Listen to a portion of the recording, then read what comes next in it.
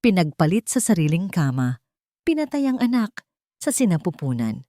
Si Annalyn, na 3 taong nagtiis ng hirap at pang-aapi, ay isa palang bilyonaryong nagkubli ng pagkatao.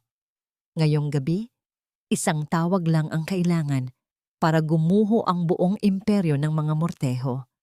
Handa ka na bang makita ang bagsik ng isang pusong winasak? Sino ang tunay na magmamakaawa sa huli? Tunghayan ang pagbangon mula sa abo. Salamat at nawala na ang batang iyon, Marco. Hindi na kailangang maging pabigat pa ang isang anak ng dukha sa ating kinabukasan. Ang malamig na tinig ni Stella ay tila isang matalim na balisong na bumaon sa puso ni Annalyn.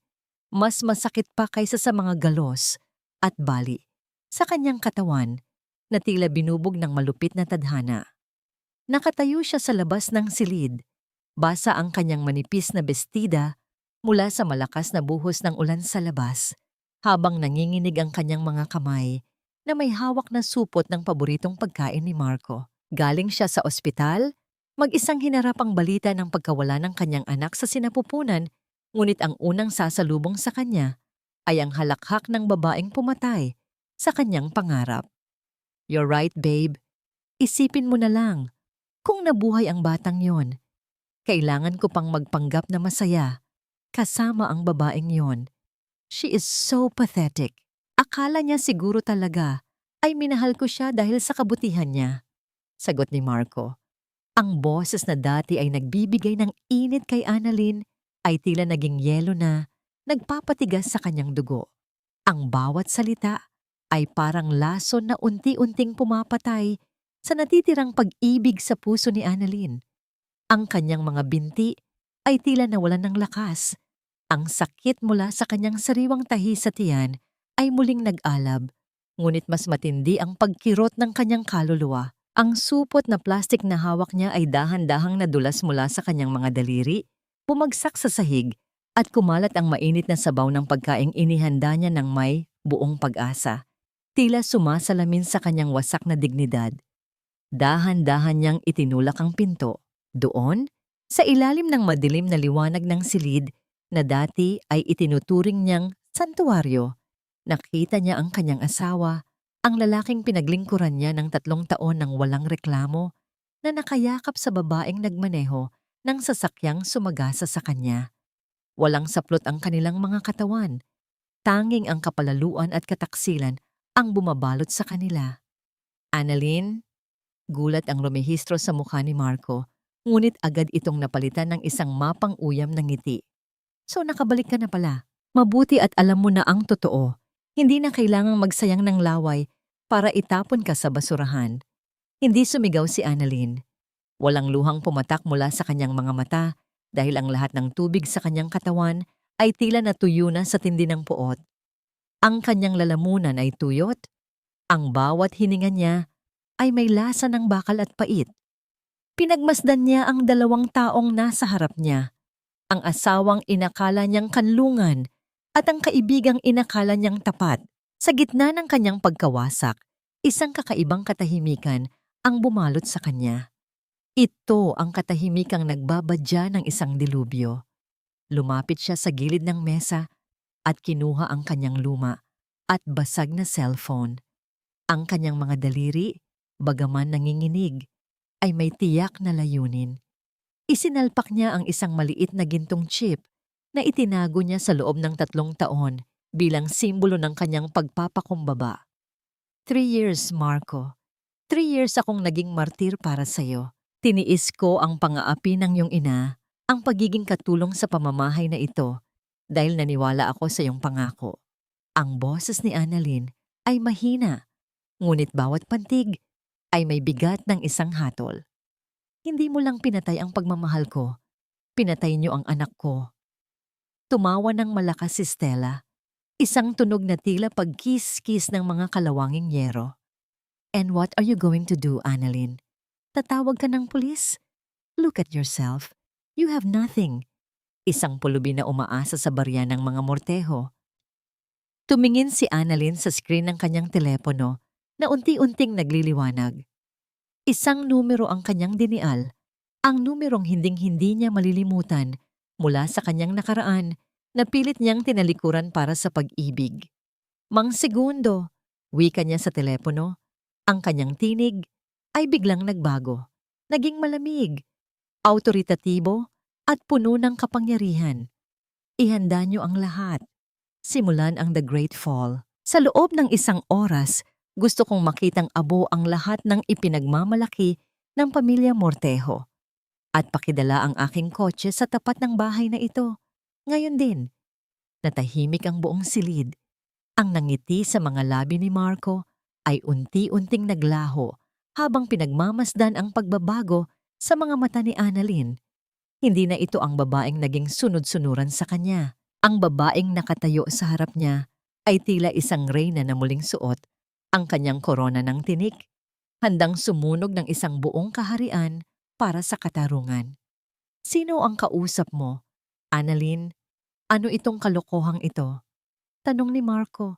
May bakas na ng kaba sa kanyang boses. Hindi siya sinagot ni Annalyn. Tumalikod siya at dahan-dahang naglakad palabas. Bawat hakbang ay nag-iiwan ng bakas ng dugo mula sa kanyang mga sugat sa sahig. Sa kanyang isipan, isang tanong ang paulit-ulit na umaalingaw-ngaw. Sapat na ba ang pagbagsak ng kanilang kayamanan para mabayaran ang buhay ng kanyang anak? O ito pa lamang ang unang pahina ng kanilang impyerno? Ang bawat butil ng ulan na tumatama sa balat ni Annalyn ay tila mga karayom na nagpapaalala sa kanya na siya ay buhay pa, bagaman ang kanyang kaluluwa ay unti-unti nang namamatay sa loob ng bahay na yon. Habang naglalakad siya palayo sa pintuan ng mga Mortejo, ang bawat hakbang niya sa maputik na kalsada ay puno ng pait. Ngunit sa bawat segundong lumilipas, ang takot sa kanyang mga mata ay napapalitan ng isang nakapaninindig balahibong determinasyon. Sa kabilang dulo ng kalsada, 3 itim na sasakyan na may madidilim na salamin ang dahan-dahang huminto. Ang tunog ng mga gulong na dumadaan sa baha ay tila isang babala ng paparating na unos. Bumukas ang pinto ng pinakamahal na sasakyan at lumabas ang isang matandang lalaki na nakasuot ng formal na itim na Amerikana. Hawak ang isang malaking payong upang hindi mabasa ang babaeng itinuturing niyang buhay ng pamilya, De La Vega. Senyorita Annalyn, ang boses ni Mang Segundo ay nanginginig sa matinding emosyon habang nakikita ang kalagayan ng kanyang alaga. Patawarin niyo po kami, hindi namin nalaman agad ang inyong tinitiis sa kamay ng mga taong ito. Hindi sumagot si Annalyn. Nanatili siyang nakatitig sa itaas na bahagi ng mansyon kung saan tanaw ang liwanag mula sa silid ni Marco. Wala kayong kasalanan, Mang Segundo. Ako ang pumili nito. Ngunit ngayong gabi, tinatapos ko na ang aking pagkakamali. Pumasok siya sa loob ng sasakyan. Ang marangyang amoy ng leather at ang init ng heater sa loob ay isang malaking sampal sa 3 taon niyang pamumuhay sa hirap. Habang pinatutuyo ni Mang Segundo ang kanyang buhok gamit ang isang malambot na tuwalya, kinuha ni Annalyn ang isang tablet. Sa isang pindot lang, lumabas ang lahat ng records ng Mortejo Construction. Samantala, sa loob ng mansyon, tila walang nangyari. Ang mga baso ng mamahaling alak ay nagkakalampagan sa gitna ng tawanan. Si Doña Aurora, ang matapobreng ina ni Marco, ay abala sa pagyayabang sa kanyang mga kumare sa telepono tungkol sa bagong multi-million investment na nakuha ng kanilang kumpanya. Of course, my dear, ang galing talaga ng anak ko. In a few days, we will be the biggest in the industry. Wala nang makakapigil sa amin. Wika ni Doña Aurora habang humihigop ng tsa. Hindi niya napansin ang anino ni Marco na nakatayo sa pinto. Tila naguguluhan pa rin sa nangyari kanina kay Annalyn. Ma, si Annalyn, umalis siya. She said something about a great fall, bulong ni Marco, bagaman may halong pag-aalinlangan. Tumawa ng mapanguyam si Stella habang inaayos ang kanyang buhok. Marco, don't be so dramatic. Saan naman pupunta ang babaeng yon? Wala siyang pera, wala siyang pamilya. Baka nagtatago lang sa kanto at naghihintay na sunduin mo.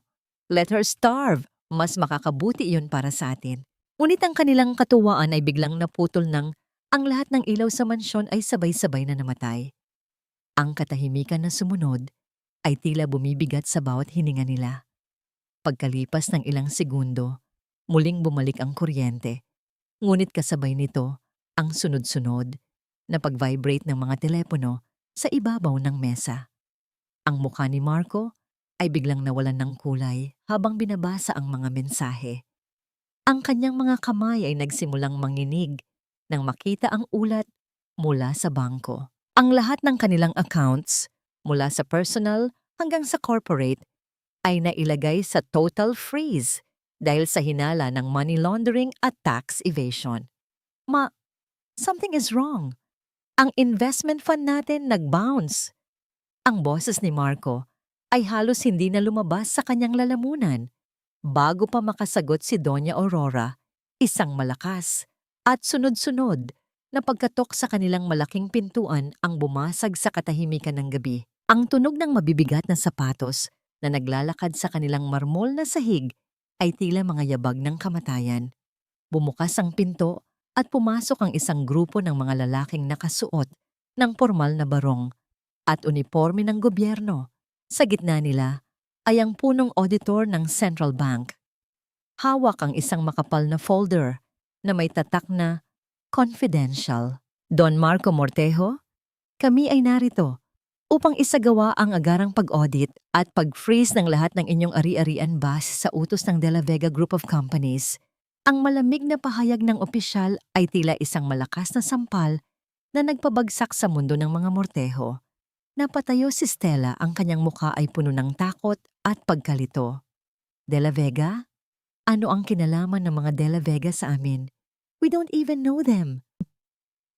Sa labas ng mansyon, sa loob ng kanyang itim na sasakyan, pinanood ni Annalyn ang kaguluhan mula sa screen ng kanyang tablet.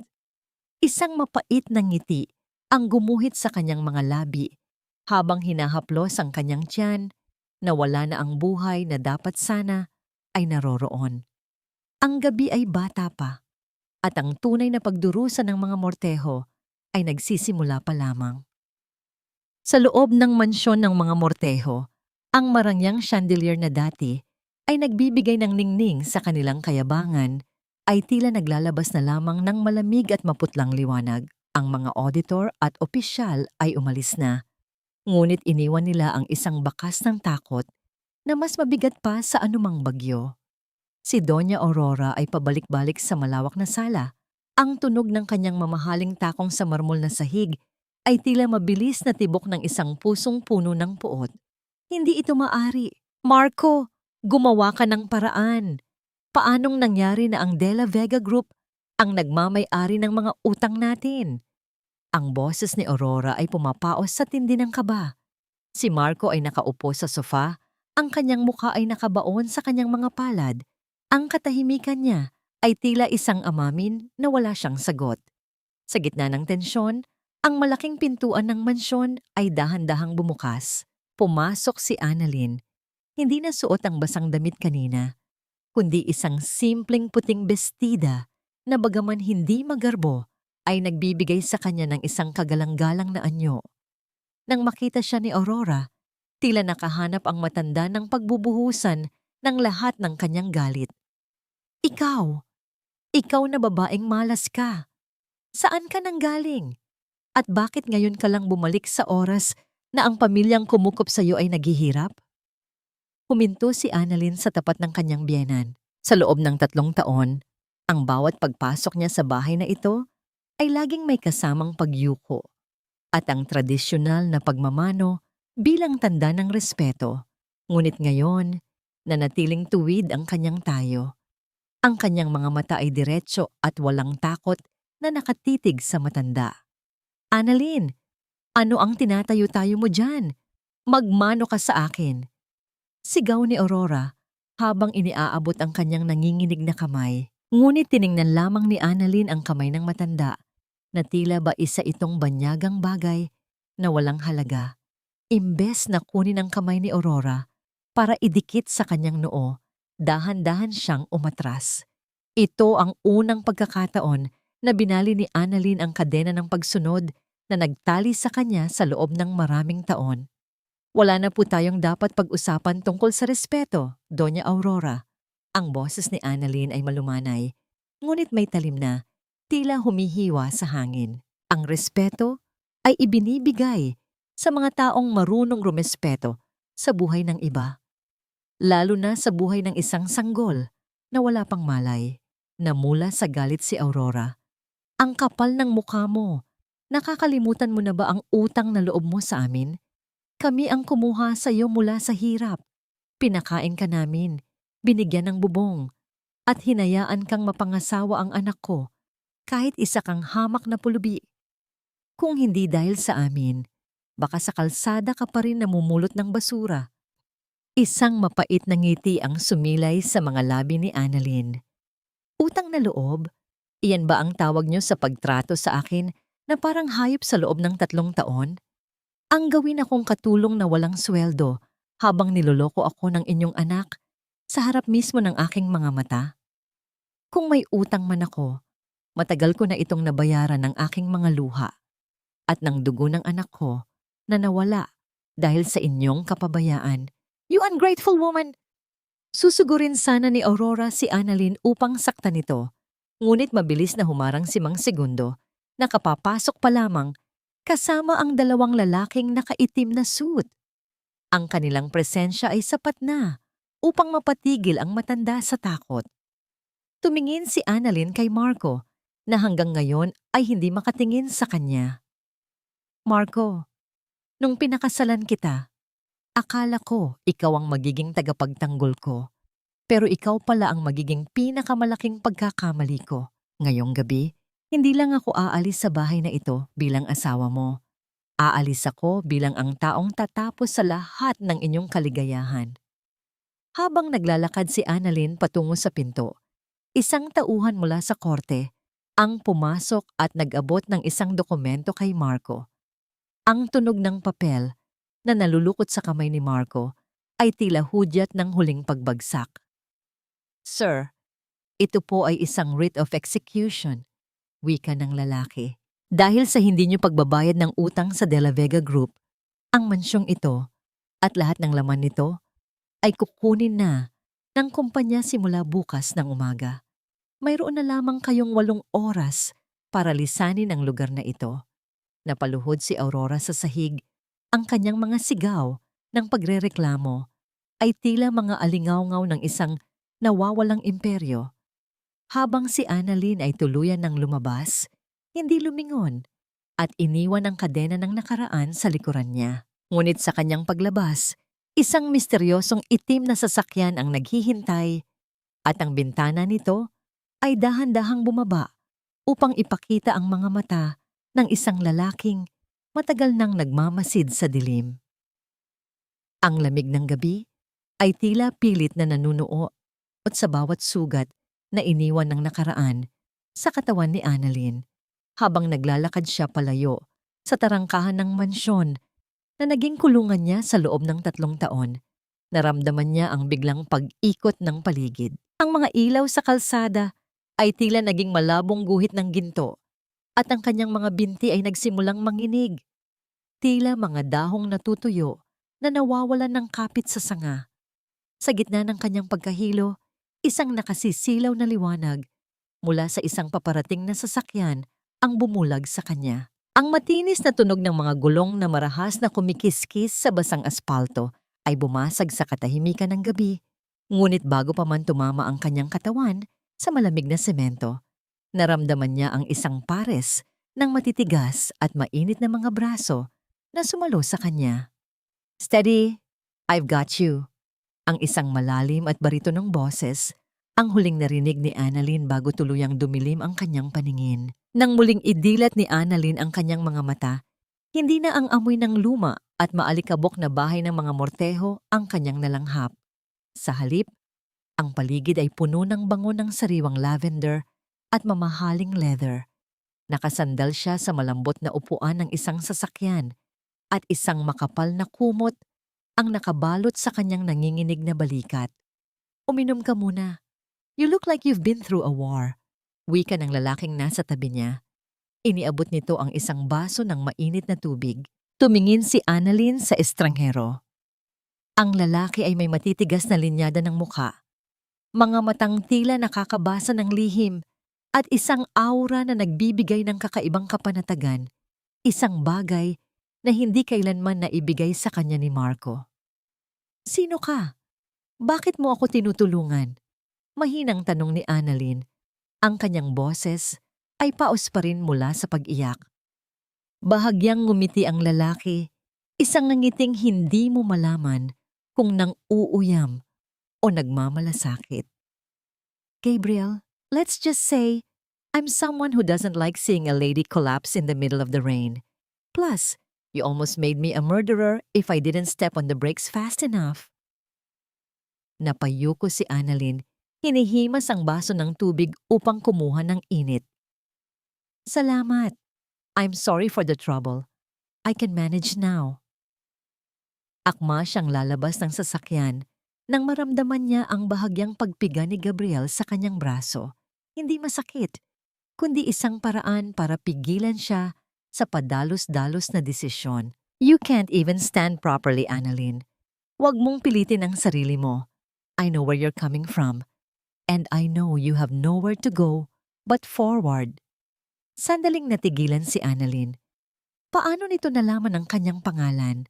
Ngunit bago pa siya makapagtanong, dahan-dahang kinuha ni Gabriel ang kanyang kaliwang kamay, ang kanyang mga daliri ay tila naging mga balahibong humahaplos sa magaspang at malamig na balat ni Annalyn. Ang liwanag mula sa dashboard ng sasakyan ay tumama sa isang singsing na nananatili sa kanyang daliri. Hindi ang mumurahing wedding ring na ibinigay ni Marco, kundi isang antigong singsing na may nakaukit na maliit na simbolo ng isang agila at rosas, ang natatagong selyo ng pamilya De La Vega. Isang kakaibang kuryente ang dumaan sa katawan ni Annalyn nang maramdaman ang init ng balat ni Gabriel. Sa loob ng 3 taon, ang mga haplos na natanggap niya ay puro pananakit, pagtulak at malamig na pagbaliwala. Ang simpleng paghawak na ito ay tila isang gamot na pilit nagbubukas sa mga nakasarang sugat ng kanyang pagkatao. Ang singsing na ito, bulong ni Gabriel, ang kanyang mga mata ay nananatiling nakatuon sa selyo ng pamilya. Hindi ito pag-aari ng isang hamak na asawa ng isang naluluging contractor. This belongs to a lineage that can buy and sell the entire city if they wanted to. Mabilis na binawi ni Annalyn ang kanyang kamay, ang kanyang puso ay biglang tumibok ng mabilis, tila isang ibon na pilit kumakawala sa hawla. Ang kanyang paghinga ay bumigat at ang malamig na pawis ay gumuhit sa kanyang noo. "Wala kang alam sa singsing na yan. Salamat sa tulong mo, ngunit kailangan ko nang umalis." Ngunit bago pa niya mahawakan ang hawakan ng pinto, narinig niya ang mahinang pag-lock ng sasakyan. Ang tunog ng mekanismo ay tila isang pahiwatig na wala siyang takas sa presensya ng lalaking ito. "Annalyn, hindi mo kailangang magtago sa akin," seryosong wika ni Gabriel, habang ang kanyang tingin ay tila humahalukay sa kaibuturan ng kanyang kaluluwa. "Alam ko kung sino ka, at mas mahalaga, alam ko kung ano ang ginawa nila sa'yo. Ang tanong ay, hanggang kailan mo hahayaang ang sakit na ito ang magdikta ng iyong susunod na hakbang?" Ang isang De La Vega ay hindi nagtatago sa dilim. Sila ang nagdadala ng liwanag na tumutupok sa kanilang mga kaaway. Natigilan si Annalyn. Ang mga salita ni Gabriel ay tila mga latigo na gumigising sa kanyang natutulog na dignidad. Paano nito nalaman ang lahat? Sa gitna ng katahimikan ng sasakyan, tanging ang mahinang pag-ugong ng makina at ang tunog ng ulan sa labas ang maririnig. Tumingin si Annalyn sa labas ng bintana, kung saan ang anino ng mansyon ng mga Mortejo ay unti-unti nang naglalaho sa dilim. Ang kanyang isipan ay naglalakbay sa pagitan ng paghihiganti at paghilom. Sa kabilang banda, si Gabriel ay nanatiling tahimik. Hinihintay ang kanyang pasya, habang ang kanyang isang kamay ay mahigpit na nakahawak sa manibela. Tila handang itakbo si Annalyn patungo sa isang mundong Hinding-hindi na niya maiisip na babalikan. Bakit mo ginagawa ito? Tanong ni Annalyn nang hindi lumilingon. Anong makukuha mo sa pagtulong sa isang babaeng wasak na? Bahagyang lumingon si Gabriel at sa madilim na sulok ng kanyang mga mata, isang mabilis na kislap ng galit at pangungulila ang dumaan. Dahil ang mundong ito ay sadyang malupit sa mga taong marunong magmahal ng tapat. At dahil may utang na loob ako sa taong nagbigay sa iyo ng singsing na yan. Nanlaki ang mga mata ni Annalyn. Ang kanyang ama? Bago pa siya makapagtanong, muling umandar ang sasakyan. Ngunit sa pagkakataong ito, hindi patungo sa kalsada ng kanyang nakaraan. Habang mabilis silang lumalayo, isang itim na envelope ang inabot ni Gabriel sa kanya. Buksan mo yan! Utos ni Gabriel. Sa loob ng sobre, nakita ni Annalyn ang mga larawan ni Marco at Stella. Hindi lamang ang kanilang pagtataksil, kundi ang mga dokumento na nagpapatunay na ang aksidenteng pumatay sa kanyang anak ay matagal nang pinlano bago pa man siya lumabas ng bahay nung araw na yon. Ang kanyang mga kuko ay bumaon sa papel. Pinupunit ang mukha ni Marco sa larawan habang ang isang mainit na luha ng matinding poot ay pumatak sa kanyang pisngi. Gusto mo ba silang mawala sa isang iglap? O gusto mong panoorin silang dahan-dahang mabulok sa sarili nilang kasalanan? Ang tanong ni Gabriel ay tila isang tukso mula sa isang anghel o isang demonyo. Sa oras na yon, ang takot sa puso ni Annalyn ay tuluyan ng pinalitan ng isang malamig at matigas na desisyon. Ngunit sa likod ng kanyang galit, isang malaking tanong ang nananatili. Sino ba talaga si Gabriel sa buhay ng kanyang ama? At ano ang tunay na halaga ng kalayaang iniaalok nito sa kanya? Ang sikat ng araw na tumatama sa malalaking salamin ng Les Saphir, ang pinakasikat at pinakamahal na butik sa sentro ng Makati, ay tila nanunuya sa madilim na nararamdaman ni Annalyn. Nakasuot siya ng isang simpleng blusa at lumanang pantalon. Ang kanyang buhok ay nakapusod lamang ng maayos, malayo sa karangyaang bumabalot sa paligid. Ngunit sa ilalim ng kanyang simpleng anyo, ang kanyang likod ay tuwid na, at ang kanyang mga mata ay hindi na nangingilid sa takot. Sa loob ng butik, ang bawat hakbang ni Stella ay tila isang deklarasyon ng digmaan. Nakasuot siya ng isang pulang bestida na tila sumisigaw ng atensyon, habang ang kanyang mga daliri ay abala sa pagpili ng mga mamahaling bag na hindi na nila kayang bayaran. Ang tunog ng kanyang mga takong sa makintab na sahig ay mabilis at mayabang. Tila bawat tapak ay nais durugin ang sino mang haharang sa kanya. Excuse me, miss? Can you get me the limited edition alligator skin bag? Bilisan mo, I don't have all day. Marte at matalim na utos ni Stella sa sales lady na kanina pa pilit nagtitimpi. Eksaktong pumasok si Annalyn sa pinto. Ang marang pagbukas ng glass door ay nagdulot ng isang malamig na simoy ng aircon na humalik sa kanyang mukha. Sa isang saglit, nagtagpo ang kanilang mga mata. Ang pagkabigla sa mukha ni Stella ay mabilis na napalitan ng isang mapang uyam na halakhak na tila pagkisikis ng mga matutulis na kuko sa isang pisara. "Oh my God, Marco! Look who's here!" Sigaw ni Stella. Sapat na upang lumingon ang lahat ng tao sa loob. Ang dakilang martir ng mga morteho, nandito sa Les Saphir. Annalyn, did you get lost? Baka sa ukay-ukay sa kanto ang hinahanap mo, hindi rito. Si Marco, na nakatayo sa tabi ni Stella, ay tila nahihiya ngunit hindi rin napigilang magpakita ng pagkasuklam. Ang kanyang mukha ay halatang puyat at problemado dahil sa pagbagsak ng kanilang kumpanya, ngunit ang kanyang kayabangan ay nananatiling suot, parang isang maskarang malapit na ring mabasag. Annalyn, umalis ka na rito bago kapakalad ka rin ng security. Malamig na wika ni Marco. You look like a mess. Huwag mo nang dagdagan ang kahihiyang ibinigay mo sa pamilya namin. Hindi kumibo si Annalyn. Nanatili siyang nakatayo ng maayos, pinapanood ang 2 taong naging dahilan ng kanyang paghihirap. Lumapit siya sa isang display ng mga sutlang scarf. Hinaplos ang malambot na tela sa pagitan ng kanyang mga daliri.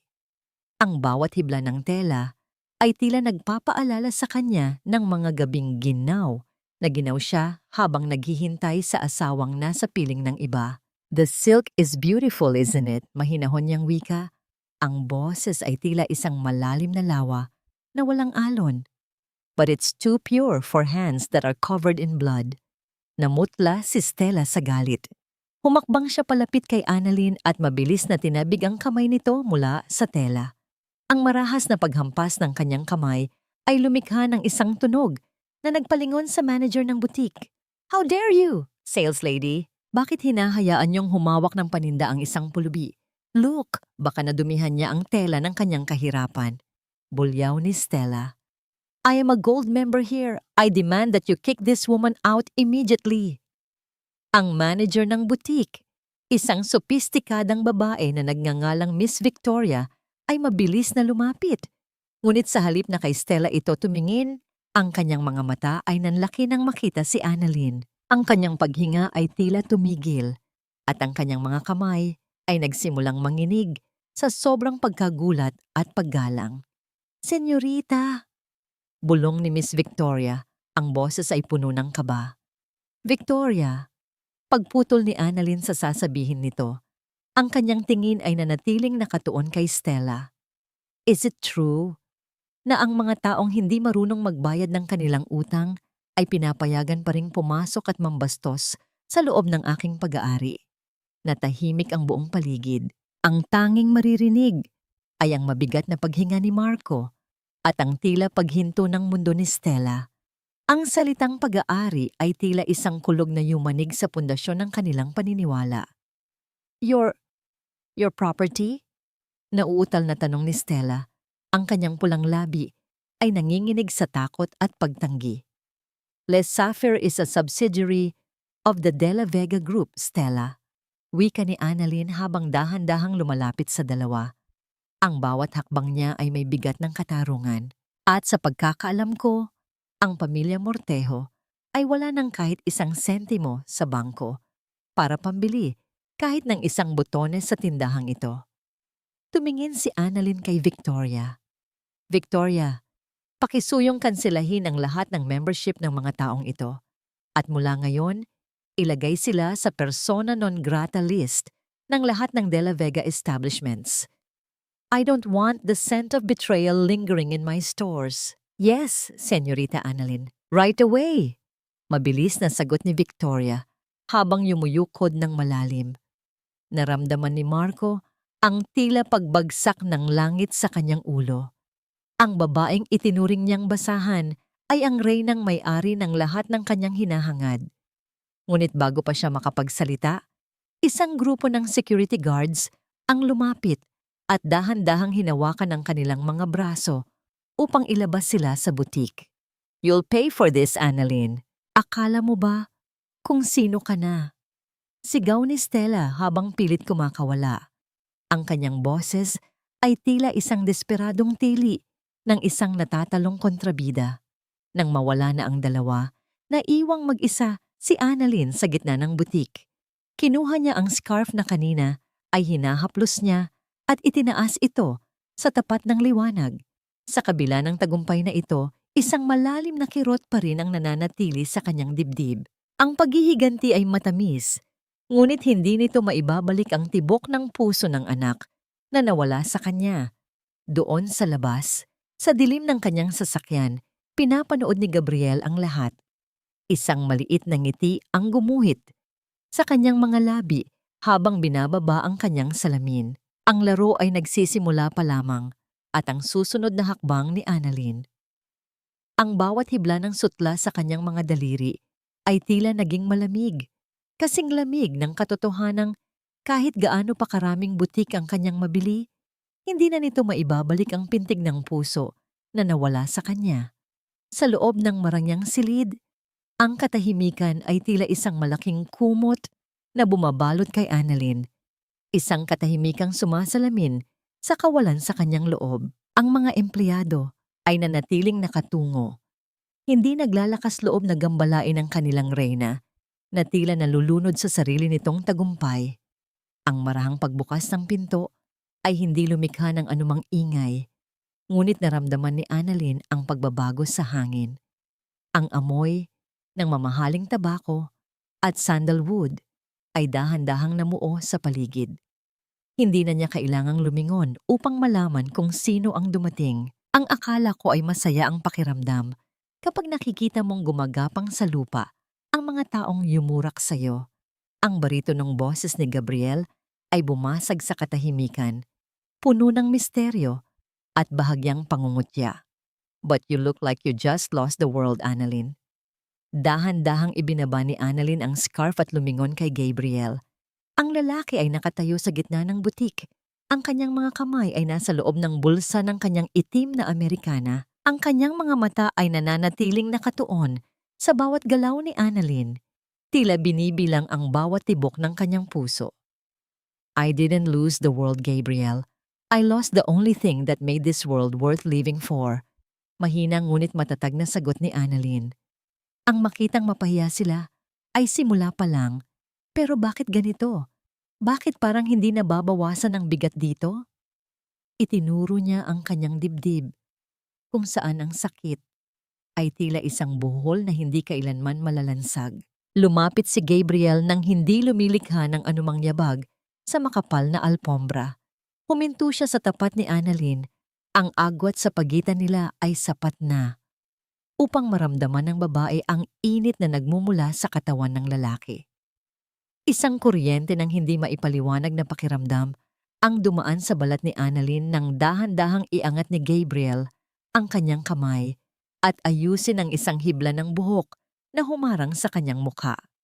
Victory is a cold bed, Annalyn, especially if you're sleeping on it alone. Bulong ni Gabriel. Ang kanyang mga daliri ay bahagyang dumampi sa pisngi ni Annalyn, isang haplos na tila nagnanais magbigay ng lakas, ngunit puno rin ng mga babala. You're doing great, but don't let the fire consume the person I'm trying to save. Sandaling natigilan si Annalyn. Ang malapit na distansya nila ay nagdulot ng isang kakaibang kilig na matagal na niyang hindi nararamdaman. Isang pakiramdam na nakakatakot dahil tila binubuhay nito ang mga bahagi ng kanyang pusong inakala niyang patay na. Ngunit bago pa man siya makasagot, isang matalim na kirot ang biglang gumuhit sa kanyang puson. Ang kanyang mukha ay agad na nawalan ng kulay. Ang kanyang mga kamay ay napakapit sa braso ni Gabriel. Ang kanyang mga kuko ay bumaon sa mamahaling tela ng Amerikana nito. Isang mahinang daing ang pumakaw sa kanyang lalamunan at ang kanyang paningin ay nagsimulang maglaro. Annalyn? Ang boses ni Gabriel ay hindi na kalmado. May bakas na ito ng tunay na pag-aalala. Napatingin si Annalyn sa ibaba, sa puting marmol na sahig ng butik. Doon, sa tapat ng kanyang mga paa, ay may isang maliit na patak ng pula na unti-unting kumakalat sa puting ibabaw. Ang kanyang katawan ay nagsimulang manghina at ang huling nakita niya ay ang nag-aalalang mga mata ni Gabriel bago tuluyang bumigay ang kanyang mga binti. Sa gitna ng kanyang pagkawala ng malay, isang tanong ang naiwan sa hangin.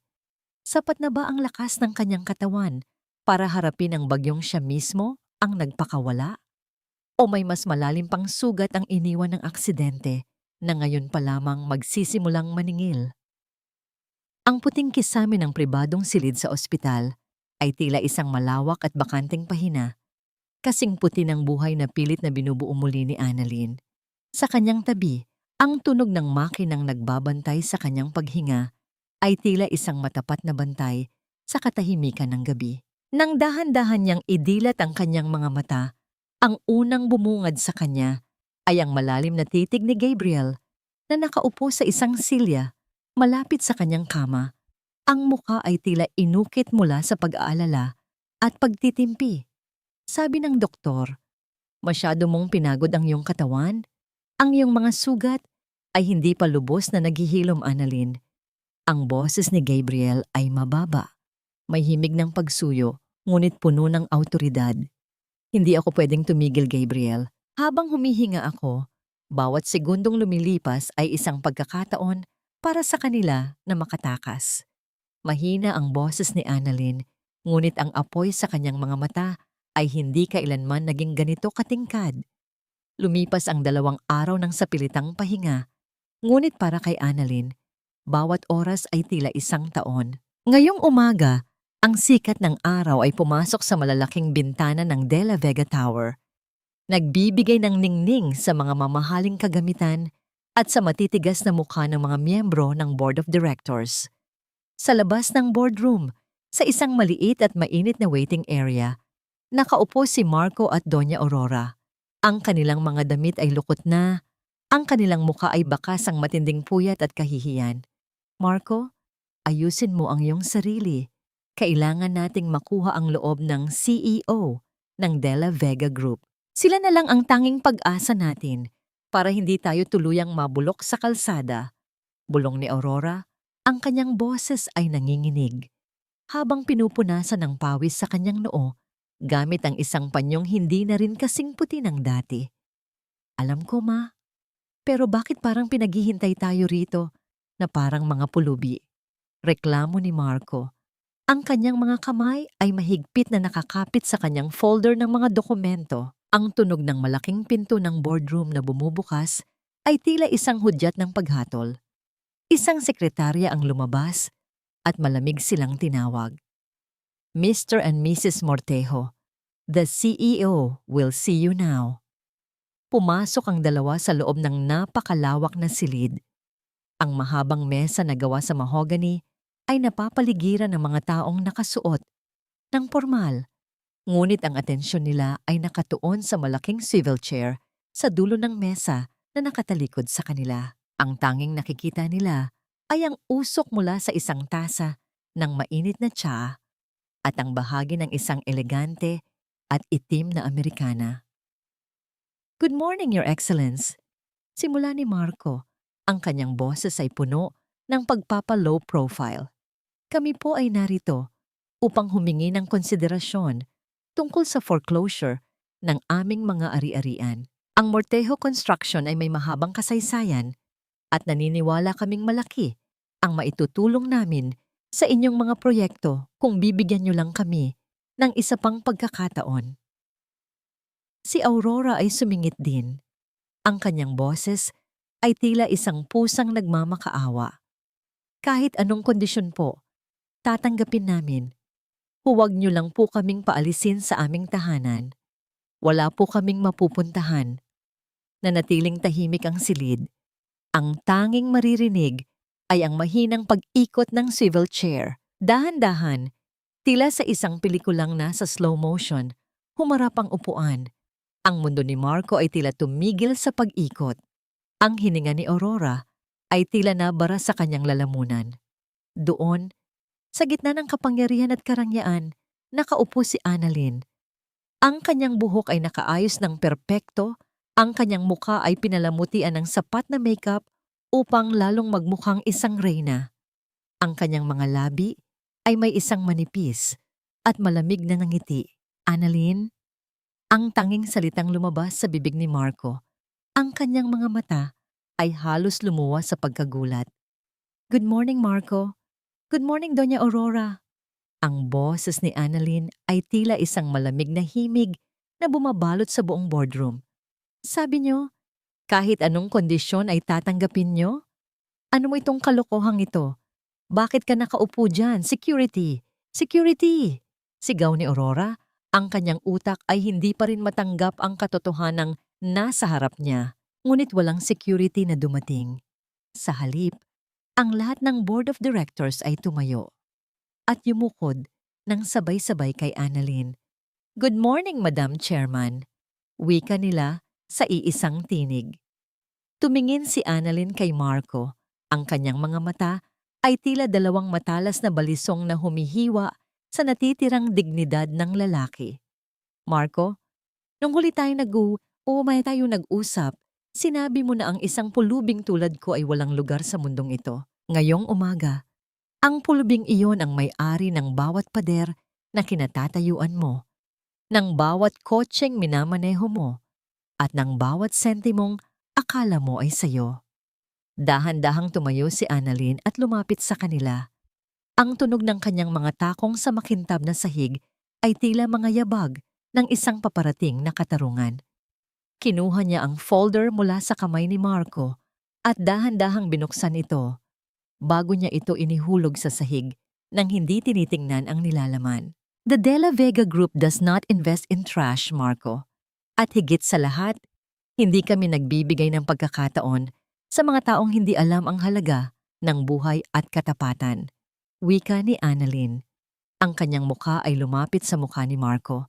Sapat na upang maramdaman ng lalaki ang lamig ng kanyang hininga. Gusto niyo ng pagkakataon? Ibibigay ko sa inyo ang pagkakataong maranasan ang lahat ng sakit na naranasan ko. Victoria, i-process ang lahat ng legal papers. I want them out of the mansion by noon. No extensions, no exceptions. Annalyn, please, maawa ka. Pagmamakaawa ni Marco, akma niyang hahawakan ang kamay ni Annalyn ngunit mabilis na lumitaw si Gabriel mula sa likuran at hinawakan ang kanyang braso nang may sapat na diin upang mapangiwi ang lalaki sa sakit. Don't touch the chairman, malamig na babala ni Gabriel. Habang kinakaladkad sila palabas ng boardroom, ang huling nakita ni Marco ay ang likod ni Annalyn na nakatayo sa tapat ng malaking bintana. Nakatingin sa malawak na lungsod, isang reynang handa nang sunugin ang lahat para sa kanyang muling pagsilang. Ang bawat hakbang ni Annalyn sa pagitan ng mga puting marmol na lapida ay tila isang paglalakbay pabalik sa isang mundong payapa at walang pagkukulang. Ang marahang pag-ihip ng hangin sa mga puno ng nara ay tila isang malalim na buntong hininga ng kalikasan, sumasabay sa bigat ng kanyang bawat paghinga. Malayo na ang ingay ng boardroom, malayo na ang mga matatalim na salitang binitawan niya kanina. Dito, sa ilalim ng dapit hapong nagpapakulay ng ginto sa kalangitan, siya ay hindi isang chairman, siya ay isang anak na nangungulila at isang inang nawalan. Huminto siya sa tapat ng isang marangyang musoleo na may nakaukit na pangalang Don Eduardo de la Vega. Dahan-dahan siyang lumuhod, ang kanyang mamahaling bestida ay sumayad sa damuhang basa pa ng hamog. Hinaplos niya ang malamig na marmol, ang kanyang mga daliri ay tila nagnanais na maabot ang init ng kamay ng amang matagal na niyang hindi nakakasama. Papa, nandito na po ako. Ang boses ni Annalyn ay tila isang bulong na dinala ng hangin. Sinubukan ko pong maging matatag. Sinubukan kong tuparin ang hiling niyo na maging mapagkumbaba. Pero Papa, bakit ang lupit ng mundo? Bakit kailangang pati ang anak ko ay bawiin nila sa akin? Ang bawat patak ng luha na pumapatak mula sa kanyang mga mata ay mabilis na sinisip-sip ng tuyong lupa. Tila ba uhaw ang mundo sa kanyang pait. Ang kanyang mga balikat ay nagsimulang manginig at ang kanyang mga palad ay mahigpit na nakakapit sa gilid ng lapida. Sa gitna ng kanyang pag-iyak, naramdaman niya ang isang kakaibang katahimikan na bumalot sa paligid. Isang maliit na puting paru-paro ang dahan-dahang lumipad mula sa mga bulaklak ng kalachuchi. Paikot-ikot ito sa kanyang ulo bago ito marahang dumapo sa kanyang balikat. Nanatili itong nakatigil doon. Ang mga pakpak nito ay bahagyang kumakawag, tila isang mahinang haplos ng pag-asa. Sa sandaling iyon, naramdaman ni Annalyn ang isang kurot sa kanyang puso na hindi dala ng sakit, kundi ng isang kakaibang kapanatagan. Tila ba sinasabi ng munting nilalang na ito na ang kanyang anak ay nasa mabuting kalagayan na, malayo sa kalupitan ng mga morteho. Patawarin mo ako, anak, dahil hindi kita naipagtanggol. Bulong niya sa paru-paro, habang ang isang maliit na ngiti ay pilit na sumisilay sa gitna ng kanyang mga luha. Ngunit ang katahimikang iyon ay biglang nabasag ng tunog, ng mabibigat na yabag sa tuyong dahon. Ang amoy ng alak at desperasyon ay naunang dumating, bago pa man anino ng taong hindi niya inaasahang makikita roon. So dito ka lang pala nagtatago, pagkatapos mong wasakin ang buhay namin. Ang boses ni Marco ay higaralgal at puno ng puot. Tumayo si Annalyn at dahan-dahang lumingon. Nakita niya si Marco, gusot ang damit. Ang kanyang mga mata ay mapupula at puno ng galit.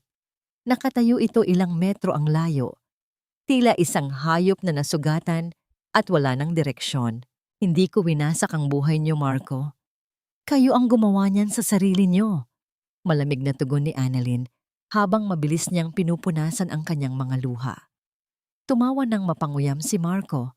Ang kanyang katawan ay bahagyang humihilig dahil sa kalasingan. Inilibot niya ang tingin sa marangyang musoleo at pagkatapos ay muling tumingin kay Annalyn mula ulo hanggang paa. Chairman De La Vega, wag mo akong patawanin, Annalyn. Alam ko ang totoo. Siguro ay may nakita kang matandang bilyonaryo na nauto mo para bilhin ang lahat ng ito. Bulyaw ni Marco, ang kanyang mga kamay ay ikinukumpas sa hangin nang walang kontrol. You're selling yourself, aren't you?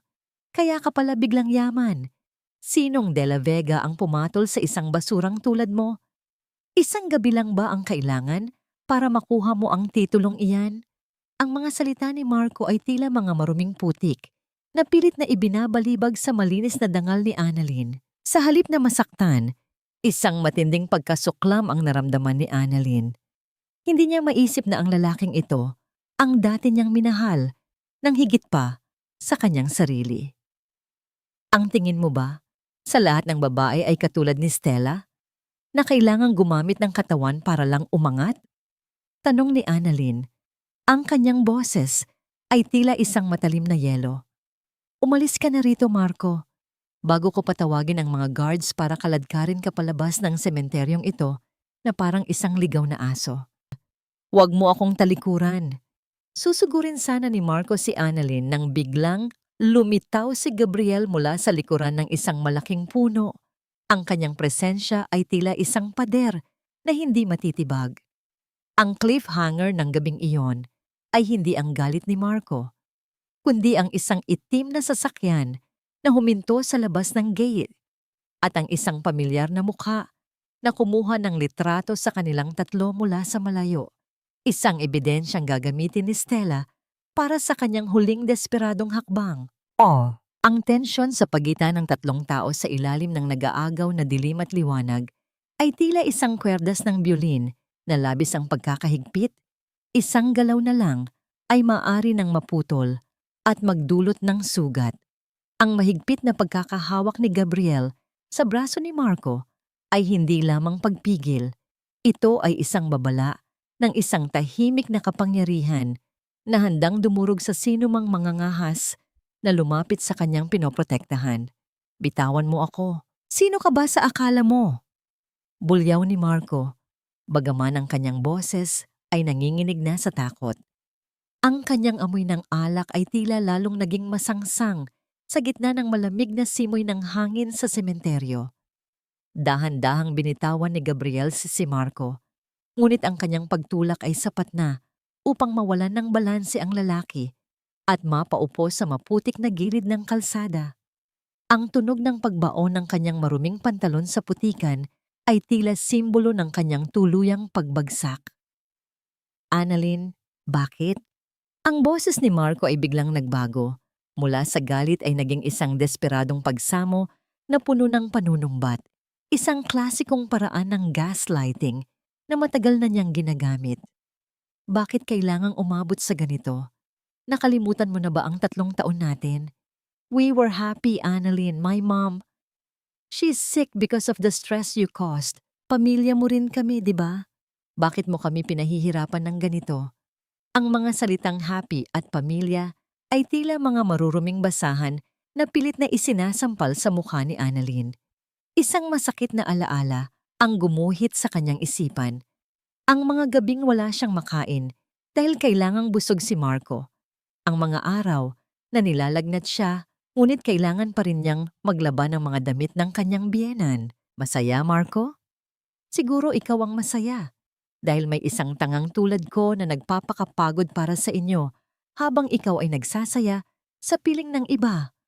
Mahinahon ang boses ni Annalyn, ngunit bawat salita ay tila isang patak ng asidong tumutunaw sa mga kasinungalingan ni Marco. Ang iyong ina ay hindi may sakit dahil sa akin.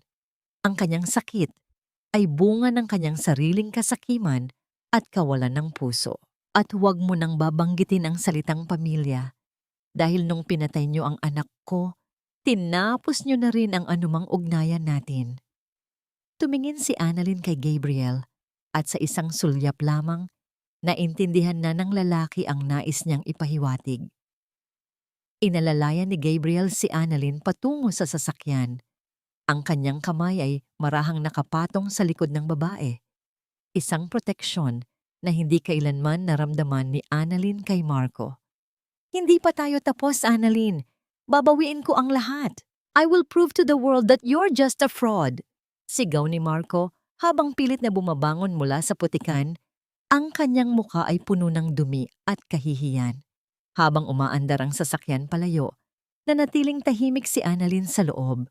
Pinagmamasdan niya ang kanyang mga palad na dati ay puno ng kalyo mula sa gawaing bahay at ngayon ay makinis na muli.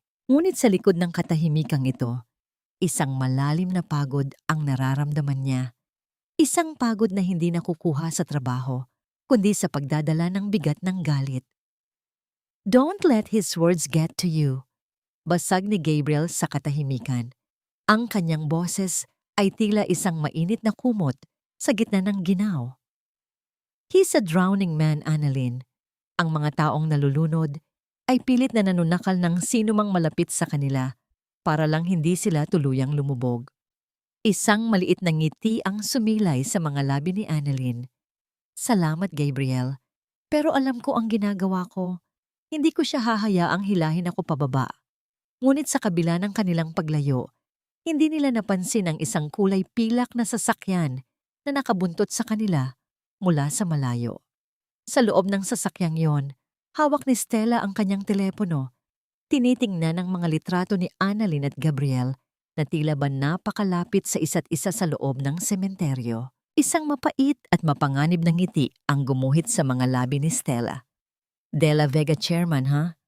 Tingnan natin kung anong mangyayari sa reputasyon mo kapag lumabas ang balitang ang dakilang Annalyn ay may itinatagong lalaki habang nagpapanggap na nagdadalamhati para sa kanyang tatay. Ang cliffhanger ng gabing iyon ay hindi ang pagpapatuloy ng kanilang paglalakbay, kundi ang isang mensahe na ipinadala ni Stella sa isang kilalang tabloid journalist. Ang pamagat ng balitang nakaplano ay, ang lihim na pag-ibig ng isang bilyonarya, katotohanan o pagtataksil. Annalyn was ready for a financial war, but was she ready for a scandal that could shatter the memory of her father and her own fragile healing? Ang bawat salita sa pahayagan ay tila mga talsik ng asidong tumutupok sa dangal na pilit na binubuo muli ni Annalyn. Ang akala ko ay tapos na ang ulan, Gabriel. Pero bakit parang mas malakas ang bagyong dala ng mga kasinungalingang ito? Ang boses ni Annalyn ay nanginginig habang hawak ang kanyang tablet, kung saan kumakalat na parang wildfire ang mga larawan nila ni Gabriel sa sementeryo. Ang mga headline ay malalaki at mapanghusga. Ang mapagpanggap na reyna, anak ng bilyonaryo, may lihim na kasama sa puntod ng ama. Sa loob ng penthouse ni Annalyn, ang sikat ng umaga ay tila nanunuya sa bigat ng kanyang nararamdaman. Ang bawat notification sa kanyang telepono ay tila mga tunog ng hatol mula sa mundong hindi pa siya lubos na kilala. Hindi siya natatakot para sa kanyang sarili, kundi para sa alaala ng kanyang ama na tila nadadamay sa dumi ng iskandalong ito. Huwag mong hayaang diktahan ng ingay sa labas ang katahimikan sa loob mo, Annalyn. Wika ni Gabriel habang dahan-dahang inilalagay ang isang tasa ng mainit na kape sa mesa. Ang kanyang boses ay kalmado, tila isang angkla sa gitna ng nagngangalit na dagat. Alam natin ang totoo, at ang totoo ay may mga taong sadyang desperado na dahil wala na silang ibang baraha, kundi ang paninira. Samantala, sa isang maliit at madungis na apartment na inuupahan ng mga morteho, pagkatapos silang mapalayas, isang malakas na halakhak ang pumupuno sa silid. Si Stella ay halos tumalon sa tuwa habang tinitingnan ang dumaraming views ng kanyang ipinadala sa media. Look at this, Marco. Ang dakilang Annalyn ay pinagpipistahan na ng mga tao. No one will respect her now. Kahit na De La Vega pa siya, ang tingin sa kanya ng lahat ay isang babaeng walang delikadesa. Ani Stella, ang kanyang mga mata ay nagniningning sa galit at galak. Si Marco, na may hawak na bote ng beer, ay tumango ng may mapait na ngiti. Dapat lang sa kanya yan. Akala niya ay ganoon lang kadaling talikuran ng pamilya namin. Now, let's see how her stock market reacts to this. Baka sa huli, siya rin ang magmakaawa sa atin para itigil ito. Ngunit sa loob ng De La Vega Tower, hindi takot ang namamayani, kundi ang isang matinding paghahanda. Pumasok si Mang Segundo sa opisina ni Annalyn. Hawak ang isang maliit na digital recorder. "Senyorita, nakuha na po namin ang hinihiling niyo." Wika ni Mang Segundo, ang kanyang mukha ay puno ng seryosong determinasyon. Hindi lang po ito usapin ng iskandalo. Ito na po ang ebidensyang wawasak sa kanila ng tuluyan. Nang pindutin ni Annalyn ang play, ang katahimikan ng opisina ay napalitan ng isang boses na tila nanggagaling sa impyerno. Ito ang boses ni Stella mula sa isang secret recording sa ospital nung araw na mawala ang anak ni Annalyn. "Sinadya ko talagang itama ang sasakyan sa kanya, Marco. Hindi pwedeng mabuhay ang batang iyon. Isang sagabal lang ang anak ng isang katulong sa plano nating makuha ang yaman ng mga morteho. At tingnan mo, gumana, di ba? Ngayon, wala na ang bata at malapit na nating mapalayas ang basurang si Annalyn." Ang bawat salita ay tila isang punyal na muling bumaon sa puso ni Annalyn. Napapikit siya ng mariin. Ang kanyang mga kuko ay bumaon sa malambot na sandalan ng kanyang upuan. Ang sakit ay tila isang sariwang sugat na muling binuksan, ngunit sa pagkakataong ito, wala nang luhang lumabas. Ang tanging natira ay ang isang malamig at matigas na desisyon. Sa gitna ng kanyang panginginig, dahan-dahan siyang nilapitan ni Gabriel. Hindi ito nagsalita, kundi inilagay lamang ang kanyang kamay sa ibabaw ng kamay ni Annalyn. Ang init ng palad ni Gabriel ay tila isang tahimik na panunumpa na hindi siya mag-iisa sa laban na ito. Sa unang pagkakataon, naramdaman ni Annalyn na ang kanyang pader ng pag-iisa ay unti-unti nang natitibag. "Are you ready?" tanong ni Gabriel. Ang kanyang mga mata ay nananatiling nakatitig sa kanya nang may malalim na suporta. Tumayo si Annalyn, inayos ang kanyang terno at itinaas ang kanyang noo. "I was ready 3 years ago, Gabriel. Ngayong araw, hindi lang ako lalaban para sa dangal ko. Lalaban ako para sa katarungan ng anak ko na hindi man lang nakakita ng liwanag dahil sa kanila." Tumingin siya kay Mang Segundo. "Release it. Not through the press, but through the legal channels. I want the police at their doorstep before the sun sets. And about the scandal, let them talk. Mas mataas ang lipad, mas masakit ang bagsak." Habang naglalakad si Annalyn palabas ng opisina, isang tawag ang natanggap niya mula sa isang hindi kilalang numero. Pagkasagot niya, isang boses ng isang matandang babae ang narinig niya, nanginginig sa takot at pagsisisi. "Annalyn, it's Doña Aurora. Tulungan mo ako. Sinasaktan ako ni Marco. Hindi ko na sila kilala, pati si Stella. Please, ikaw lang ang pwedeng tumulong sa akin." Napatigil si Annalyn sa gitna ng hallway. Ang mist of distrust ay muling lumitaw. Totoo nga bang humihingi ng tulong ang kanyang dating biyenan? O ito ay isa na namang masamang bitag para pigilan ang kanyang huling pag-atake?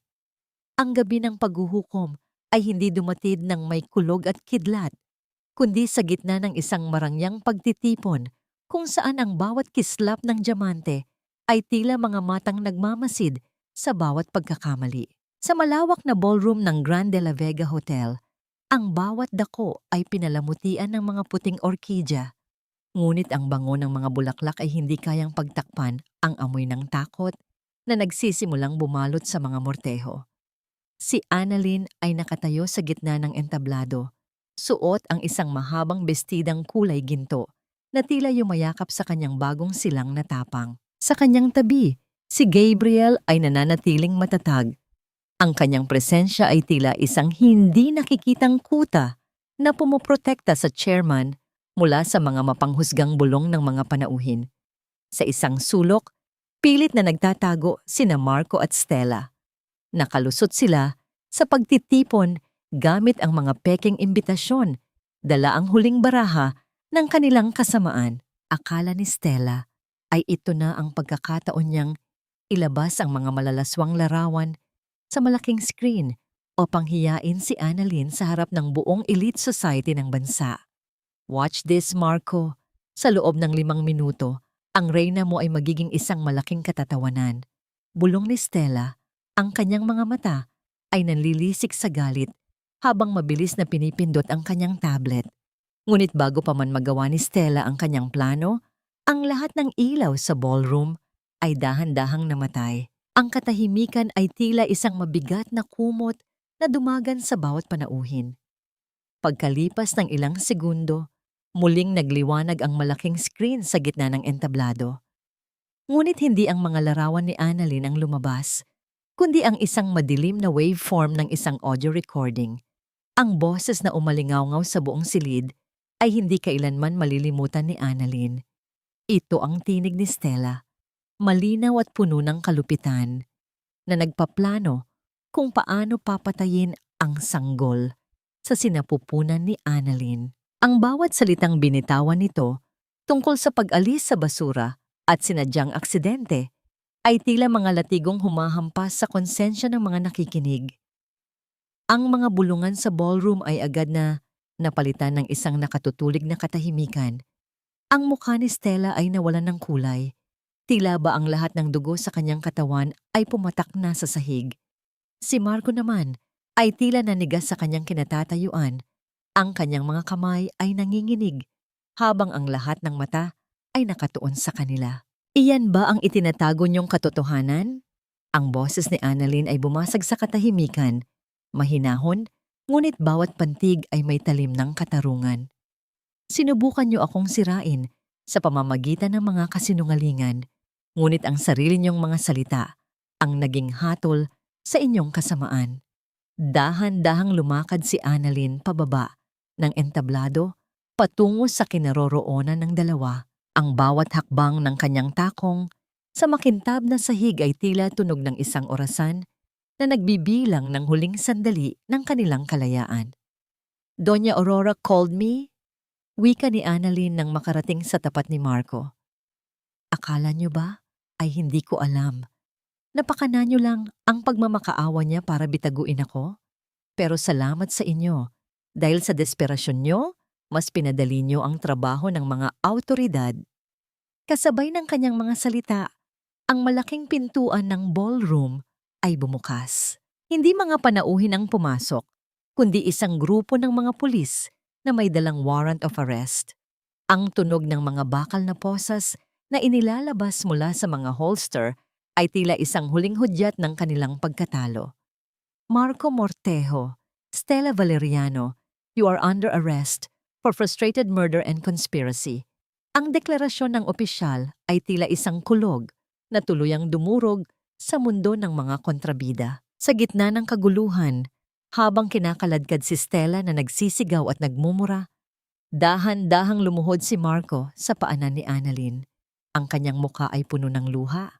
Ang kanyang kayabangan ay tila isang abong tinangay ng hangin. Hinawakan niya ang laylayan ng bestida ni Annalyn, isang desperadong kilos ng isang taong huli na ang pagsisisi.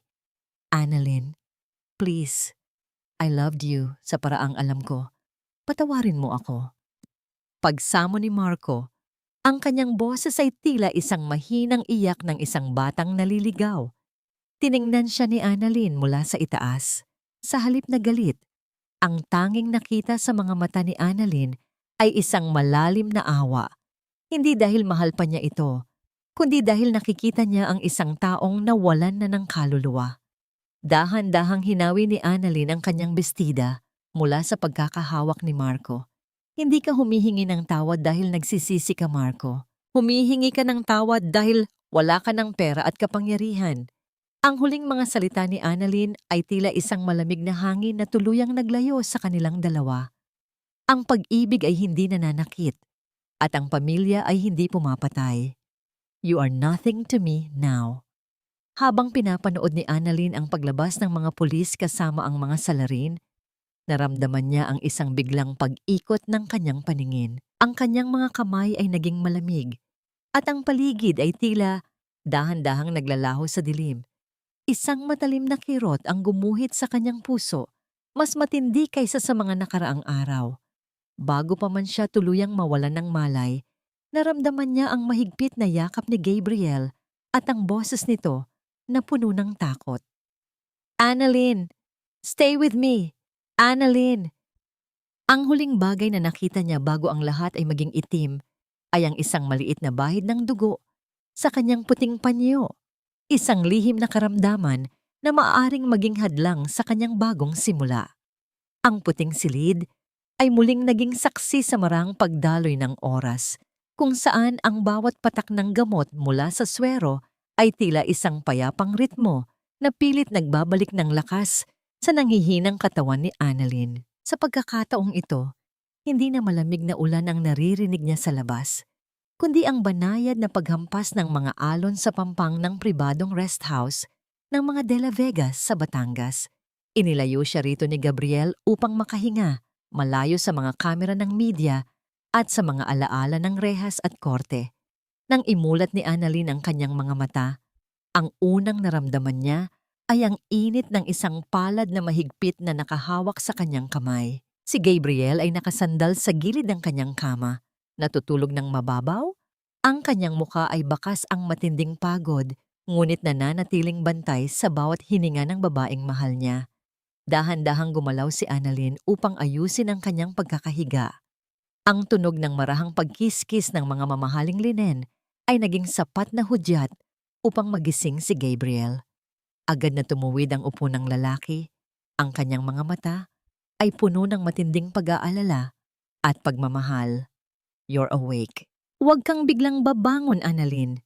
Ang sabi ng doktor, kailangan mo ng sapat na pahinga dahil sa komplikasyong dulot ng nakaraang operasyon. Bulong ni Gabriel, ang kanyang boses ay tila isang haplos na nagpapakalma sa bawat kaba sa dibdib ni Annalyn. Gabriel, hanggang kailan ako magiging ganito? Parang bawat hakbang ko pasulong, laging may humihila sa akin pabalik sa sakit.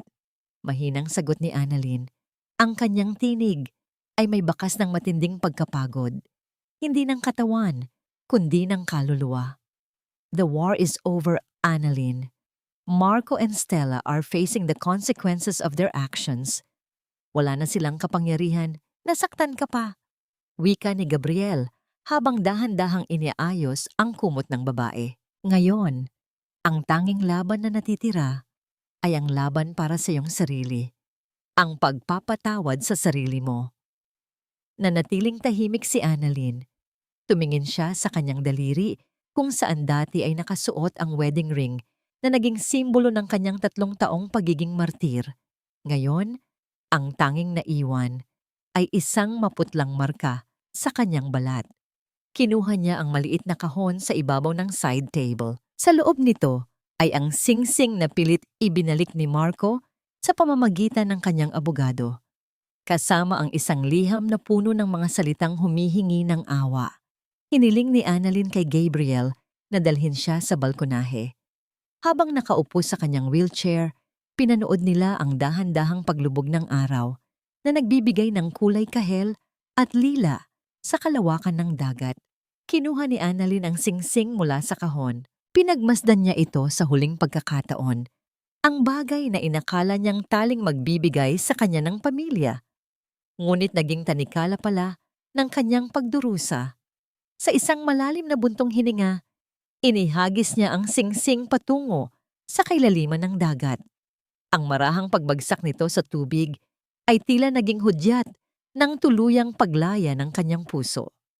Hindi ko na sila kailangang kamuhian, Gabriel, dahil ang galit ay isa ring uri ng pagkakatali sa kanila. Ngayong araw, pinipili ko ng maging malaya. Bulong ni Annalyn habang ang isang payapang luha ay dahan-dahang gumuhit sa kanyang pisngi. Ngunit sa gitna ng katahimikang iyon, lumapit ang kanyang personal na doktor. Si Dr. Santos, hawak ang pinakabagong ulat ng kanyang pagsusuri. Ang mukha ng doktor ay seryoso. Tila may timbang ang bawat salitang kanyang sasabihin. Madam Chairman, kailangan nating pag-usapan ang resulta ng iyong huling scan. Ang pinsalang tinamo ng iyong mattress noong aksidente ay mas malalim kaysa sa inaasahan namin. Simula ng doktor, ang kanyang boses ay puno ng pag-iingat. Kinabahan si Annalyn. Mahigpit niyang hinawakan ang kamay ni Gabriel. Ano po yun, Dok? Maaari pa ba akong magkaroon ng anak sa hinaharap? Sandaling tumingin ang doktor kay Gabriel bago muling bumaling kay Annalyn. May nakita kaming kakaiba, Annalyn. Bagaman sinabi naming mahihirapan ka ng magdalang tao muli, ang huling pagsusuri ay nagpapakita ng isang himala na hindi namin maipaliwanag. You are 6 weeks pregnant, Annalyn. Ang sanggol, ang isa sa kambal na akala namin ay nawala rin noong aksidente, ay nananatiling buhay at kumakapit sa iyong sinapupunan. Ang mundo ni Annalyn ay tila huminto. Ang tunog ng kanyang sariling mabilis na tibok ng puso ay tila nakikipagkarera sa hampas ng mga alon. Isang buhay sa gitna ng kamatayan, isang pag-asa sa gitna ng pagkawasak. Ngunit kasabay ng balitang ito ay ang babala ng doktor. Ang pagbubuntis na ito ay lubhang mapanganib para sa kanyang mahinang katawan. Kailangan niyang pumili ang kanyang sariling buhay o ang buhay ng himalang ito na iniwan sa kanya ng tadhana. Ang bawat araw na lumilipas ay tila isang paglalakad sa ibabaw ng manipis na salamin, mapanganib, maselan, ngunit puno ng isang layuning higit pa sa sarili niyang buhay. Ang sinapupunan ni Annalyn, na dati ay naging lunduyan ng pait at kamatayan, ngayon ay naging kanlungan ng isang himala na pilit kumakapit sa gitna ng unos. Ang bawat sipa ng sanggol sa loob ay tila isang mahinang katok sa kanyang puso. Nagpapaalala sa kanya na ang pag-ibig ay mas matatag kaysa sa anumang plano ng tao. Sa loob ng 7 buwan, naging tahanan ni Annalyn ang isang espesyal na silid sa De La Vega Medical Center. Hindi na siya ang babaeng naglalakad sa ulan na walang patutunguhan. Siya na ang reynang naghahanda para sa kanyang pinakamahalagang pamana. Sa kanyang tabi, hindi kailanman lumisan si Gabriel. Ang lalaking ito, na dati ay tila isang estranghero sa dilim, ay naging anino ng kanyang kalakasan. Kailangan mong uminom ng iyong mga bitamina, Annalyn. Para sa inyong dalawa, ang boses ni Gabriel ay malambot, habang iniaabot ang isang baso ng gatas. Ang kanyang mga mata ay hindi na nagtatago ng misteryo, kundi lantad na ang paghanga at tapat na pagmamahal. I'm scared, Gabriel. Paano kung hindi ko kayanin ang operasyon? Paano kung, katulad noon, maiwan ko rin siya? Ang boses ni Annalyn ay nanginginig. Ang kanyang mga daliri ay mahigpit na nakahawak sa laylayan ng kanyang puting gown. Dahan-dahang lumapit si Gabriel at inilagay ang kanyang mainit na palad sa ibabaw ng malaking tiyan ni Annalyn. Ang pakiramdam ng init ng balat ni Gabriel ay tila isang kuryenteng nagbibigay ng buhay sa bawat ugat ni Annalyn. Hindi ka na mag-isa ngayon. At ang batang ito, katulad mo, he's a fighter.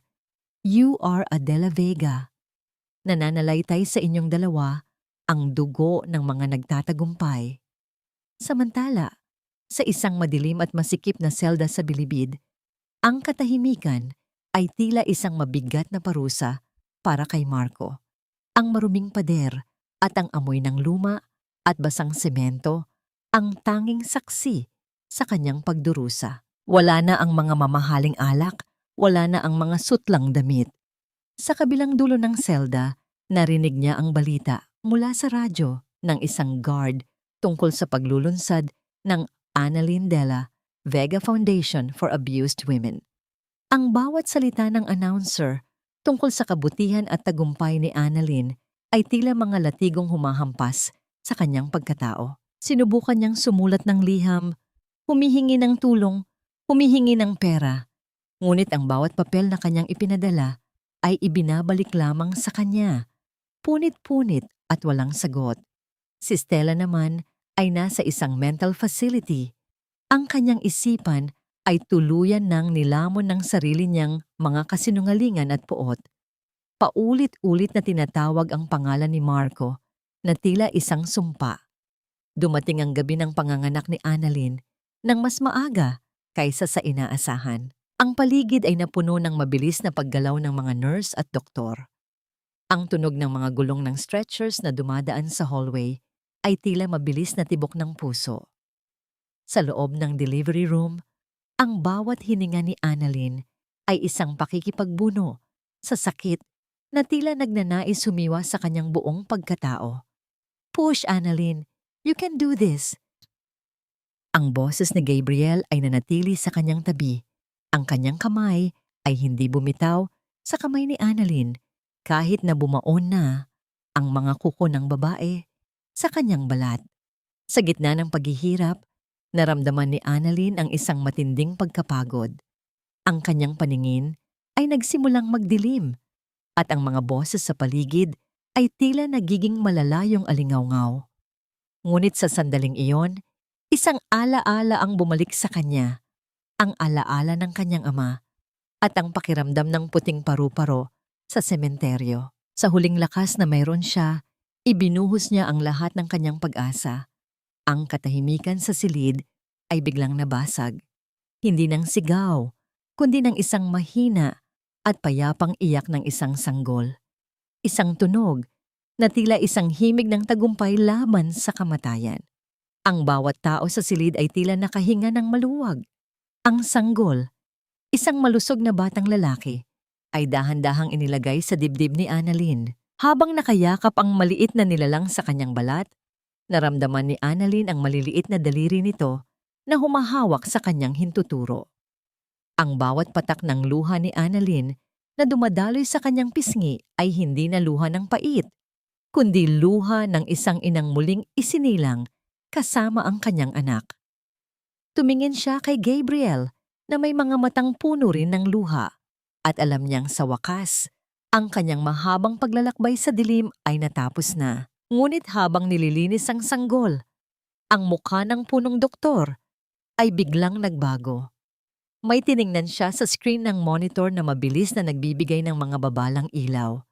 Ang presyo ng dugo ni Annalyn ay biglang bumagsak sa isang mapanganib na antas. Ang tagumpay ba ng pagsilang ay magiging kapalit ng buhay ng ina? "Prepare for emergency blood transfusion. We're losing her!"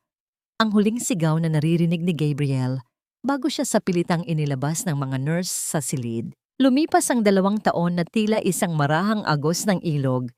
Tinatangay ang mga madidilim na alaala at pinapalitan ng mga ito ng mga sariwang dahon ng pag-asa.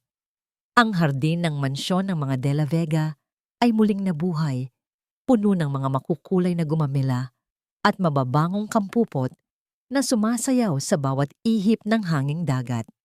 Sa gitna ng luntiang damuhan, isang maliit na bata ang masayang humahabol sa isang puting paru-paro. Ang kanyang boses, na tila isang matamis na himig ng kaligayahan, ay pumupuno sa bawat sulok ng katahimikan. Si Annalyn ay nakaupo sa isang puting upuang gawa sa bakal, pinagmamasdan ang kanyang anak na si Little Eduardo. Wala na ang pamumutla sa kanyang mukha. Pinalitan na ito ng isang malusog na kislap ng balat at mga matang puno ng kapayapaan. Ang peklat sa kanyang tiyan mula sa operasyon at ang mga sugat sa kanyang puso mula sa nakaraan ay nananatili pa rin. Ngunit hindi na bilang mga bukas na sugat, kundi bilang mga medalyon ng kanyang katatagan. "Eduardo, don't run too fast, baby. Baka madapa ka." Ang boses ni Annalyn ay puno ng lambing, isang tunog na malayo sa lamig ng kanyang boses noong panahon ng kanyang paghihiganti. Isang pares ng matitigas na braso ang dahan-dahang yumakap sa kanyang balikat mula sa likuran. Ang amoy ng sandalwood at ang pamilyar na init ng katawan ni Gabriel ay agad na nagbigay sa kanya ng pakiramdam ng seguridad. Sa loob ng 2 taon, si Gabriel ay nanatili sa kanyang tabi. Hindi bilang isang anino, kundi bilang isang liwanag na unti-unting tumunaw sa yelo ng kanyang puso. He is a fighter, just like his mom. Hindi mo siya mapipigilan sa pagtakbo. Bulong ni Gabriel bago marahang halikan ang tuktok ng ulo ni Annalyn. How are you feeling today, Chairman? Bahagyang tumawa si Annalyn, isang tunog na tila mga maliliit na kampanilya. I told you, Gabriel. Sa bahay na ito, ako lang si Annalyn. Ang pagiging chairman ay iniiwan ko sa opisina.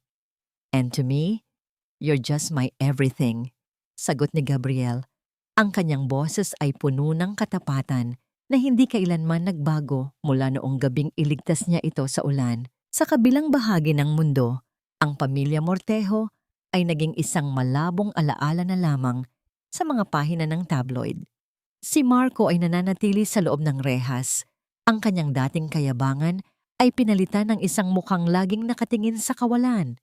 Pinagsisihan ang bawat sandaling itinuring niyang basura ang brilyanteng hawak na niya dati. Si Stella naman ay nananatiling nakakulong sa madilim na silid ng kanyang sariling isipan, nilalamon ng mga anino ng kanyang mga nagawa. Ang katarungan ay naisilbi na, hindi sa pamamagitan ng madugong paghihiganti, kundi sa pamamagitan ng katotohanang ang masama ay laging may hangganan. Kinuha ni Annalyn ang kanyang luma at basag na cellphone mula sa isang maliit na kahon sa mesa. Ngunit sa pagkakataong ito, hindi niya ito gagamitin para sa isang mapanirang tawag.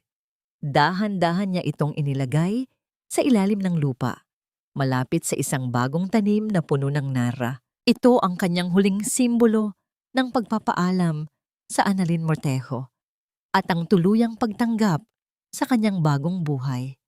Nakamit mo na ba ang kapayapaang hinahanap mo? Tanong ni Gabriel habang pinagmamasdan ang ginawa ng babae. Tumingin si Annalyn sa malawak na kalangitan kung saan ang araw ay dahan-dahang lumulubog, nag-iiwan ng kulay ginto at rosas. Oo, Gabriel, napatawad ko na ang aking sarili sa pananatili sa dilim ng matagal. Napatawad ko na rin sila, hindi dahil karapat-dapat sila, kundi dahil karapat-dapat ako sa isang pusong walang bigat. Inabot ni Gabriel ang kamay ni Annalyn at mahigpit itong hinawakan. Ang pagtatagpo ng kanilang mga palad ay tila isang tahimik na panunumpa para sa hinaharap. Ang aral na iniwan ng kanyang paglalakbay ay malinaw. Ang tunay na kapangyarihan ay hindi nasusukat sa dami ng pera o sa talim ng paghihiganti. Ang tunay na yaman ay ang lakas na bumangon mula sa pagkakaapi, ang tapang na iwanan ng pait, at ang kakayahang magmahal muli pagkatapos madurog ng libo-libong beses. Habang lumalapit si Little Eduardo sa kanila, hawak ang isang maliit na bulaklak na inaalay niya sa kanyang ina, naramdaman ni Annalyn ang huling patak ng luha na gumuhit sa kanyang pisngi. Isang luha ng wagas na pasasalamat. Ang sugat sa likod ng sumpaan ay tuluyan ng naghilom, nag-iwan ng isang pilat na magpapaalala sa kanya na pagkatapos ng pinakamahabang gabi, ang umaga ay laging darating ng may kasamang bagong pag-asa. I love you, Annalyn. Bulong ni Gabriel. I love you too, Gabriel. In this life and the next. Tugon ni Annalyn. At sa ilalim ng nag-aagaw na liwanag at dilim, ang pamilyang De La Vega ay nanatiling nakatayo. Hindi na bilang biktima ng tadhana, kundi bilang mga arkitekto ng sarili nilang kaligayahan.